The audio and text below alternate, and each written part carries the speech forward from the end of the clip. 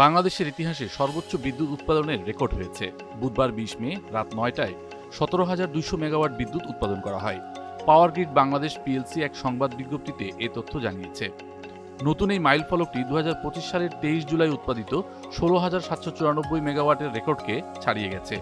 সংস্থাটি আরও জানায়, সারা দেশে সুষ্ঠুভাবে এই রেকর্ড পরিমাণ বিদ্যুৎ সঞ্চালন করেছে তারা। দেশব্যাপী বিদ্যুৎ উৎপাদন কেন্দ্র এবং সংশ্লিষ্ট সব বিদ্যুৎ বিতরণ সংস্থার সমন্বিত প্রচেষ্টার মাধ্যমে এই অর্জন সম্ভব হয়েছে।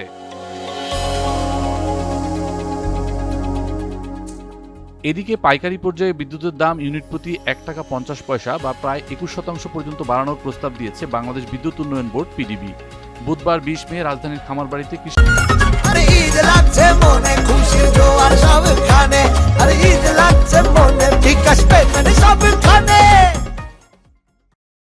ইনস্টিটিউট বাংলাদেশ মিলনায়তনে আয়োজিত এক গণশুনানিতে দাম বাড়ানোর এই আনুষ্ঠানিক প্রস্তাব দেয় সংস্থাটি।